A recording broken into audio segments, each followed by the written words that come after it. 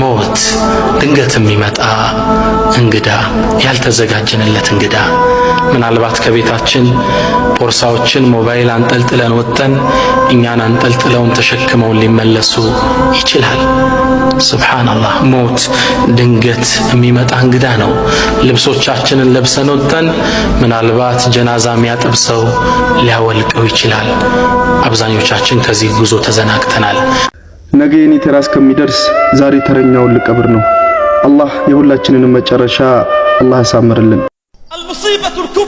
ትልቁ ችግራችን እኛ ሟች እንሸኛለን፣ ወደ አላህ እንመለስም። ችግራችን እኛ ሁል ቀን ሬሳ እንሸኛለን ወደ መቃብር። ሁል ቀን ይሞትብናል ወዳጅ ዘመድ፣ ጎረቤት፣ አባት፣ እናት። እኛ ግን አንገሰጽም። ሱብሃንአላህ። ከሰዓታት በፊት ከኛ ጋር አልነበረምን? ከሰዓታት በፊት ከኛ ጋር አልነበረምን? ከኛ ጋር ይበላ አልነበረምን? ከኛ ጋር ይጫወት አልነበረምን? ከኛ ጋር ይጠጣ አልነበረምን? ከኛ ጋር ያሳልፍ ይቀልድ አልነበረምን? በቃ ነሽ ዱንያ፣ ነሽ ዱንያ። እንዲህ በቀላል አጠገቤ የነበረ ሰው በሰዓታት ውስጥ ቢሞት ምን ይባላል? በአላህ ይሁንብህ ይባላል። እገሌን አቅርቡት፣ እገሌን ቅበሩት፣ ዶክተሩን ቅበሩት፣ ኢንጂነሩን ቅበሩት፣ ኢንቨስተሩን ቅበሩት፣ ይህን ሀብታም ቅበሩት አይባልም። የሚባለው ሬሳውን አስቀድሙት ነው። ሬሳውን አምጡት፣ ሬሳው ላይ ስገዱ፣ ሬሳውን ተከተሉት። ሁሉም ቅጽያ ተነሳ፣ ሁሉም የክብር ስም ተነሳ። የትኛው ቅጽያ ይቀራል? የትኛው ስምስ ይቀመጣል? መኪና ያለህ ከሆነ ወይ ከፊት ወይ ከኋላ ጻፍበት እንዲህ ብለህ። የፈለግከውን ያህል ብትኖር አንተ ሟች ነህ፣ የፈለግከውን ብትወድ አንተ የምትለያይ ነህ። በቤትህ ውስጥ ዘውትር ስትገባ በምታየው ቦታ ላይ ጻፍ። የፈለግከውን ያህል ብትኖር አንተ ሟች ነህ፣ የፈለግከውን ያህል ብትወድ አንተ የምትለያይ ነህ ብለህ በሞባይልህ ላይ ማስቀመጥ። በሞባይልህ ስክሪን ላይ ሁሌ ስልክህን ስትከፍተው ታየው ዘንድ የፈለግከውን ያህል ብትኖር አንተ ሟች ነህ፣ የፈለግከውን ያህል ብትወድ አንተ የምትለያይ ነህ። ሞት ሲባል ብዙዎቻችን እንደነግጣለን፣ ልባችንም በፍርሃት ይሞላል። ነገር ግን ለአንድ አማኝ ወይም ሙእሚን ሞት ማለት የጨለማው ዓለም ማብቂያ ሳይሆን ወደ እውነተኛውና ዘላለማዊው ዓለም መሸጋገሪያ ድልድይ ነው። አላህ ሱብሓነሁ ወተዓላ በቁርአኑ እንዲህ ይላል፣ ነፍስ ሁሉ ሞትን ቀማሽ ናት፣ ምንዳዎቻችሁንም የምትሞሉት በትንሣኤ ቀን ብቻ ነው። ሞት ድንገት ይመጣል። ወልቀብሩ ሱንዱቁል ዐመል። ቀብር ደግሞ ምንድነው? የሥራ ሳጥን ነው። በሁሉም ዘመኖች አላህ ይሄን ቅጣት እንድናምን ብቅ ብቅ ያላሳይቶታል ትውልዱ። አላስተዋልነውም እንጂ የማይቀር ቅጥር ነው። አላሰብነውም እንጂ ሳናስበው የሚይዘን አጋጣሚ ነው።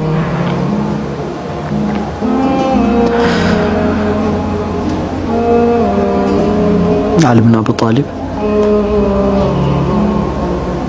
ነፃ ላወጡት ባሪያቸው ያሉትን ብቻ ነበር። ነፃ ያወጡትን ባሪያ ቀብር ሊዘይር ይዘውት ይሄዳል። ኩመይል አሉት፣ እነዚህን የቀብር ሰዎች ጠይቃቸው አሉት። እነሱ ዘንድ ያለውን ኸበር ይንገሩን አሉ። እነሱ ዘንድ ያለው ዜና ምንድነው? አዲስ ዓለም ተቀላቅለዋልና ዓለማቸውን ያስተዋውቁ። ኩመይል የሚናገሩ አይደሉም እኮ አላቸው። ደግሞ ጠየቁት። እንባውን መቆጣጠር አልቻለም፣ አለቀሰ። የሚናገሩ አይደሉም እኮ አላቸው። እንግዲያውስ አሉት፣ የማይናገሩ ከሆነ እኛ ዘንድ ስለነሱ ያለውን እውነት ንገራቸው አሉት። እኛ ዘንድ ስለነሱ ያለው እውነት ምን መሰለ? ሚስትህ እንደሆነች ሌላ ባል አግብታለች። ሀብትህን እንደሆነ ወራሾች ተከፋፍለውታል። ስምህ እንደሆነ ደጋግሞ የሚጠሩ ሰዎች ሳይቀር ዘንግተውታል። የተሸከሙህ ቀን ጀናዛ ሲሉ ስምህን ቀይረዋል። የሚያስታውሳቸው የለም፣ የሚጠራቸው የለም፣ የሚናገራቸው የለም። ዝንጎች ናቸው እኛ ዘንድ። ሀብታቸውም እናንተም ዘንግታችኋል በላቸው። ኩመይል አሉት። አቤት አላቸው። የሚናገሩ ቢሆን ምን እንደሚሉ ታውቃለህ አሉት። የሚሉት ወተዘወዱ ፈኢነ ኸይረ ዛዲ ተቅዋ ፈተቁኒ ያ ኡሊል አልባብ ነበር የሚሉት። እናንተ ሰዎች ሆይ ስንቅን ያዙ፣ ከስንቆች ሁሉ በላጩ አላህን መፍራት ነው። የልብ ባልተቤቶች እንደሆናችሁ አላህን ፍሩ ነበር የሚሉት። ነቢዩ ሙሐመድ ሰለላሁ ዐለይሂ ወሰለም ሰዎች ተኝተዋል፣ ሲሞቱ ግን ይነቃሉ። ይህ ማለት አሁን ያለንበት የዱንያ ህይወት ልክ እንደ ህልም ነው። እውነተኛው ንቃት የሚመጣው መጋረጃው ሲነሳና ወደ አኺራ ወይም መጨረሻው ዓለም ስንሻገር ነው። ሞትን ማስታወስ በዱንያ ከንቱ ሩጫ ውስጥ ሰጥመን እንዳንቀር ያደርገናል። እዚህ ዱንያ ላይ የተመኘኸውን የፈለግከውን ያህል ዓመት ኑር። ዞሮ ዞሮ ግን ፈኢነከ መይት ሟች ነህ፣ አይቀር። 1000 ዓመትም ይሰጥህ 10,000 ዓመትም ዱንያ ላይ ኑር፣ ያ ቀን መጠናቀቁ ማብቃቱ አይቀርም። እሱ የተጠናቀቀ ጊዜ ግን ምን ትሆናለህ? ትሞታለህ ነው። እድሜ ረዘመም አጠረም ፍጻሜው በምንድን ነው የተከበረው? በሞት የተከበረው። ከሱ ውጭ ያለው በጠቅላላ ሟች ነው። ጥቁር የነበረው ጸጉሬ አንድ መሐደራ ከትላንት ወዲያ ነው እያየሁኝ፣ አንድ እኮ ነጭ ጸጉር የለኝም ነበር። መቼ እንዴት እንደመጣ አላቅም። እድሜ ከ20ዎቹ ወደ 30 መቼ እንደመጣ እንዳላወቅኩ ሁሉ ከ50 ወደ 60 እንዴት እንደተሸጋገርኩም አላቅም። መቼ በምን ሁኔታ ወደ አላህ ለመጨረሻ ጊዜ ከዱንያ ተሰናብቼ እንደምገናኝም አላህ ጋርም አላቅም። ይበላል፣ ይጠጣል፣ ይዋላል፣ ይታደራል፣ ይተኛል፣ ትነሳለህ። ሮቲን የሆነውን ህይወት ትቀጥላለህ። እሱም ይቀጥላል። ሰነስተድሪጁሁም ሚን ሐይሱ ላ ያዕለሙን፣ በማታውቀው ሁኔታ ቀስ በቀስ አዘናግቼ፣ አንዳንዴ እየሳክ ሌላ ጊዜ እያለቀስክ እየተናደድክ ወይም ደግሞ ፏ እያልክ ቅዳሜ የሆነ ስሜት እሁድ የሆነ ስሜት እየያዝ ሁሉም ቀን እያለፈ ይኸው ቀኑ ይመጣል፣ እንደገና ይመሻል። ከዛ እንድትተኛ ጧት እንድትነሳ ሰነስተድሪጁሁም ሚን ሐይሱ ላ ያዕለሙን ወኡምሊ ለሁም ኢነ ከይዲ መቲን። ወኡምሊ ለሁም ማለት ጊዜ ይሰጣቸዋለሁ። በቃ ምንም ይሄኛው ይሰራና አጂብ የሆነ ብር ያገኛል። ከሚስቱ ሊደብቅ እስከሚዳዳ ድረስ ከልጆቹ እስከሚደብቀው ድረስ ብር ያገኛል። 10 ዓመት ደግሞ ኦዲት ሲያደርግ ደግሞ የሆነ ልጅ መጥቶ 3 ሚሊዮን ወስዶታል። ያኛው ደግሞ 6 ሚሊዮን ከድቶታል። የሆነ ዕቃ ገዝቶ ነበር፣ እሱ ደግሞ ረክሶ እንትን አድርጎታል። ያ ሁሉ ብር የለም። በሆነ ነገር ደግሞ ይሰጠዋል። አንዴ እየሰጠ አንዴ እየቀማ አንዴ እያስለቀሰ አንዴ እያሳቀ هو الذي أضحك وأبكى وهو الذي أمات وأحيا وهو رب الشعرى። ካሴር ኩባቸው ሴራዬ በጣም ከባድ ነው፣ አችሉኝም ባላቸው አላህ ግን አለ። ለምን የመካ ሙሽሪኮች ለምን አንተ የምትለው መቀበል ለምን ከበዳቸው? አስተምሮትህን ወደ ተግባር ለመለወጥ በምን ተሳናቸው? አም ተስአሉሁም አጅራ፣ ደሞዝ ጠይቀሃቸዋል እንዴ? ሰው ገንዘብ የሚጠይቀው አይወድም። ገንዘብ በጣም አይደለም የሚወደው የሰው ልጅ። ኢነል ኢንሳነ ወኢነሁ ሊሑቢል ኸይሪ ለሸዲድ። ገንዘብ ሲወድ ጉድ አይደለም። ገንዘብ ስጠኝ የሚለው አይወድም። አም ተስአሉሁም አጅራን፣ እንደው ደረሶች። ሁለተኛ ሞት ለጥሩ ሰሪዎች እረፍት ነው። ለአንድ መልካም ሰሪ ሙስሊም ሞት ከዚህ ዓለም ድካም፣ ጭንቀት፣ ህመምና ፈተና ተላቆ ወደ አላህ እዝነትና ወደ ጀነት ጸጋ የሚገባበት በር ነው። ለዚህም ነው ታላቁ ሰሃባ ቢላል ረዲየላሁ አንሁ ሊሞት ሲል ነገ ወዳጆቼን ሙሐመድንና ጓደኞቹን እገናኛለሁ በማለት በደስታ የተሞላው። ታያታምጭ ነፍሴ ድንበር ወሰን አልፈሽ የአላህን ቃል ኪዳን ህግጋት ረስተሽ መሞትሽ ለማይቀር መተኛት ከቀብር እንዴት ግን ተሳነሽ የአላህን ቃል ማክበር። ነገሩ ሲያከትም በሞት ይቋጭና ጀሰዴን ከቀብር ውስጥ ትተሽ ተወጪና ወደ ሰማይ ስትሄጅ ለሂሳብ ምዘና አላህም ከቀብር ውስጥ መልሷት ይልና እዛ ጠባብ ጉድጓድ ጨለማና ወጠው ነኪርና ሙንከር ለመጠየቅ ቀርበው መረቡክ በማለት ጌታሽ ማን ነው ሲሉ መናገር ይከብዳል መልሱን በቀላሉ። ታያታምጭ ነፍሴ በእብሪት ተሞልተሽ የአላህን ቃል ኪዳን ህግጋቱን ረስተሽ ነገ አላህ ፊት ቆመሽ ሳትሸማቀቂ ለዚህኛው ቤትሽ መልካምን ሰንቂ ታያታምጭ ነፍሴ። አሰላሙ አለይኩም ወራህመቱላህ። እንደምን አለ የአላህ ፍቃድ ሆኖ እስትንፋሴ ተቋርጦ የበርዘኽ ሕይወትን መኖር ከጀመርኩ ዓመታት ተቆጠሩ። እናንተ ብዙ ለፍታችሁ የነበረ ቢሆንም የአላህ ቀጠሮ ሐቅ ነው። ነፍስያን ተጭነህ ለተቸገሩት እየሮጥክ ነው። አደራህን አላህ ይርዳህ። እኔ ተሯሩጬ ሰርቼ አጅርን መሰብሰብ አልችልም። በዱንያ ላይ ለአኺራ በሮጥኩት ከአላህ በከጅል እንጂ በዱንያ ተቋርጫለሁ። ወንድሜ ሆይ ቤተሰቦችን ትዘይራለህ፣ በኸይር ሥራ በዱዓ ታስታውሰኝ ይሆን? ለአላህ ይላክልኝ ምን አለ? አደራህን አትርሳኝ። በሰደቃም አላህ ዘንድ ሐሰናት ጎሉኝ ልመና እንዳልዞር በዱዓ አስታውሰኝ። በዚክር አላህን እንዳስታውስ እድሉ የለኝም። በቁርአን እንዳልመሰጥ ቀን ያልቋል። በሰላቴ እንዳልጸና ጀንበር ጠልቃብኛለች። በዱዓ አስታውሰኝ።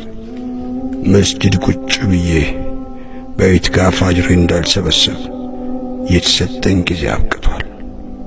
ወንድሜ ሆይ እኔ ማድረግ ያልቻልኩትን አንተ ትችላለህ። ቀንህ መች እንደሚጨልም አይታወቅም። ሰው የሚኖር መስሎት ብዙ ያቅዳል። ሞት መች እንደሚመጣ አናውቅም። ወንድሜ ሆይ አላህ ለኔ የጻፈልኝን ኑሬ አልፌያለሁ። ምኞቴ ብዙ ነበር፣ ህልሜ ትልቅ ነበር። አላህ የፈቀደው ሆነ። በዱዓ አስታውሰኝ። አላህ በጀነት ያገናኘን። ሶስተኛ ዛሬን ለነገ መኖር። ሞትን ማስታወስ ማለት ህይወትን መጥላት ወይም ተስፋ መቁረጥ ማለት አይደለም። ይልቁንም ያለችንን አጭር ጊዜ በአግባቡ እንድንጠቀምበት የሚያነሳሳን ሞተር ነው። ዛሬ የምትሰግደው ሰላት የመጨረሻ ሊሆን ይችላልና በጥራት ስገደው። ዛሬ የምትናገረው መልካም ቃል ሚዛንህ ላይ ይከብድልሃልና ተናገረው። ዛሬ የምታደርገው ሰደቃ ወይም ምጽዋት በቀብርህ ውስጥ ብርሃን ይሆንልሃል። የሰው ልጅ በህይወት ቆይታው ከደስታ ሊሰክር ይችላል፣ ከብስጭት ሊሰክር ይችላል፣ ከመጠጥ ሊሰክር ይችላል። በህይወቱ አንዴ ብቻ ግን ከሞት ይሰክራል። ወጃአት ሰክረቱል መውት ብልሐቅ ዛሊከ ማ ኩንተ ሚንሁ ተዒድ። በእርግጥም አስካሪው ሞት ወደ አንተ መጣ ይላል አላህ። ይሄም አንተ ስትሸሸው የነበረው በመድኃኒት፣ በመርፌ፣ በስፖርት፣ በአመጋገብ፣ ባለባበስ ስትሸሸው የነበረው ነው ይባላል። ዛሊከ ማ ኩንተ ሚንሁ ተህረብ፣ ዛሊከ ማ ኩንተ ሚንሁ ተፈር። ስትሸሸው፣ ስትሮጠው፣ ስታመልጠው የነበረው ሞት መጣልህ ይባላል። ማምለጥ የለም። ጊዜው የተወሰነ ነው፣ ቦታውም የተጻፈ ነው። ከዚህ ማምለጥ መውጣት የሚችል ሰው የለም። ለትልቅ ሰው አክብሮት የሌለው፣ ለሕፃን ልጅ ርህራሄ የሌለው፣ ቀጠሮም የሌለው ድንገት ከች ብሎ የሚመጣና የተሰበሰበውን ጀማዓ ሙሉ በሙሉ የሚበትን አላህ ሱብሓነሁ ወተዓላ ያመጣው እብትላእ ነው። እንደ ሕይወት ሁሉ ሞትም ፈተና ነው። አላህም ቃለ ተባረከ አለዚ ቢየዲሂል ሙልኩ ወሁወ ዐላ ኩሊ ሸይኢን ቀዲር አለዚ ኸለቀል መውተ ወልሐያተ ሊየብሉወኩም አዩኩም አሕሰኑ ዐመላ። ማናችሁ ከማናችሁ የበለጠ መልካም ሥራ ይሠራ እንደው ለመፈተን ብለን ሞትንም ሕይወትንም ፈጥረናል ብሏል አላህ። በሕይወታችን መመከር አለብን፣ በሞትም መመከር አለብን። ለሚያልፍ ነገር እላፊ አትናገር፣ ለምንሞት ነገር እላፊ አንናገር እላለሁ። ጀዛኩም ላሁ ኸይረን። ወሰላሙ ዓለይኩም ወረሕመቱላሂ ወበረካቱ። አራተኛ ለጥያቄው መዘጋጀት። ሞት ድንገት መጪ እንግዳ ነው። እድሜ፣ ጤና ወይም ሀብት አይገተውም። ዋናው ጥያቄ መቼ ሞታለሁ ሳይሆን ምን ይዤ ሞታለሁ የሚለው ነው። አላህ ሱብሓነሁ ወተዓላ እንዲህ ይላል፣ እናንተ ያመናችሁ ሆይ አላህን ፍሩ። ማንኛይቱም ነፍስ ለነገ ወይም ለቂያማ ምን እንዳስቀመጠች ትመልከት። መሄዳችን አይቀርም። ግን መሄድ አይቀርም። ምን ይዘን እንሄዳለን? በልሁን ወላሂ እኔ ለእናንተ አደራ እምላችሁ ስሩ፣ አግኙ። ይሄስ እኔና እናንተን መመክራችሁ ጉዳይ አይደለም። ግን ብልህ ሁን ወላሂ። እህታችን ዛሬ ችን ዱንያ ከመልቀቃው በፊት ብዙ እቅዶች አሏት አይደል? ብዙ ሐሳቦች አሏት። ብዙ ልታሳካቸው የምትፈልገው ማለት ነው። ያሰበችው ያቀደችው ብዙ ነገር አለ። የኛ ይቀድማል አላህ ያላት፣ የኛም እንደዛው። ደጋ ቀደምቶች ሞት ያለበት ቤት፣ ለቅሶ ያለበት ቤት ከሄዱ የተኛው ነው የሟቹ ቤተሰብ አላህ ሰብር ይስጥህ እንለው ዘንድ ብለው እየፈለጉ ለማጽናናት የደረሰውና ሊያጽናኑት የተካሄደለት የሟች ቤተሰቡን ለይተው ማወቅ አይችሉም ነበር። ሁሉም የሟች ቤተሰብ ነው ይመስሉት። ዛሬ ግን ለቅሶ ቤት ላይ ጀናዛው ተሰግዶበት እንኳን ሳይሸኝ ያስካካ የሚስቅን ሰው እንሰማል። ሞባይል የሚጎረጉርን ሰው እናያለን። ጀናዛ ተሸክሞ ጀናዛ ተጭኖ እየተካሄደ ስለ ቤት መፍረስ ስለ ፎቅ መገንባት የሚያወራን ሰው እናያለን። ጀናዛ ተከትለው መቃብር ሄደው ምናልባትም መቃብር ላይ ቆመው ስጋራ የሚያጨሱ ሰዎችን እናያለን። ከእንዲህ አይነቱ የቀልብ መድረቅ አላህ ይጠብቀን፣ አላህ ይሰውረን። መቃብር ላይ ቆመው አካፋ ይዘው ስልክ ሲደውል ሲጮህ አካፋውን ጥለው ጥግ ሄደው ስልክ አንስተው ስለ አክሲዮን ስለ ዕቁብ የሚያወሩ ሰዎችን እናያለን። እንዲህ አይነቱ ሰው ሞቻለሁ ብሎ ለነፍሱ ሊያለቅስ ይገባዋል። እንደ ሞት አስፈሪ እንደ ሞት መካሪ ነገር የለም። ሞት ያልመከረው ሌላ ምንም ይመክራል። ውድ ወንድሞቼ ሞት የህይወታችን ማቆሚያ ሳይሆን የሥራችንን ውጤት የምናይበት መድረክ ነው። ዛሬ በምድር ላይ ስንኖር አሻራችንን በመልካም ሥራ እናስቀምጥ። ሰዎችን ይቅር እንበል፣ ልባችንን በዚክር እናርጥብ፣ ወደ አላህም በተውባ ወይም በንስሐ እንመለስ። ሞት ትልቅ መካሪ ነው። ያንተም መምጣት ሳይጠብቅ አንተ ወደሱ ለመሄድ ተዘጋጅ። አላህ መጨረሻችንን ያሳምርልን፣ በጀነተል ፊርደውስም እንድንገናኝ ይፍቀድልን። አሚን። ያለ ሰብር የሚያዋጣ ነገር የለም። ሙእምን የሚያዋጣው ሰብርና ሰብር ብቻ ነው። አላህ ባሪያውን ከወደደ ይፈትነዋል። የአላህን ፈተና ሙሲባ ውሳኔ ወዶ የተቀበለ አላህ ይወደዋል። የአላህን ውሳኔ የጠላ የተበሳጨ የተወራጨ አላህ ይጠላዋል ብለዋል ነቢዩ ዓለይሂ ሰላቱ ወሰላም። ባለመታገስ ዱንያም ላይ መጎዳት አኼራም ላይ መጎዳት ነው የሚከተለው። ሙእምን የሚያዋጣው ሰብር ነው። ሰብር የሙእምን ችካሉ ነው ተብሎ ወጣ ሰዎች ላይ መጻደቃል። እኛንን እኮ እዚህ ደረጃ ደረስናቸው በእኛ ሀብት እኮ ነው እንዲያደረጉት እንዲቆሙ ሄደው እኮ እኛ ባሳከም ነው ይላል። አትመጻደቅ። ሰደቃህን ገንዘብህን በዚህ አታበላሽም። ሰዎች ላይ በመመጻደቅ በመኩራት አዛ በማድረግ በዚህ አታድርጉ አለ አላህ።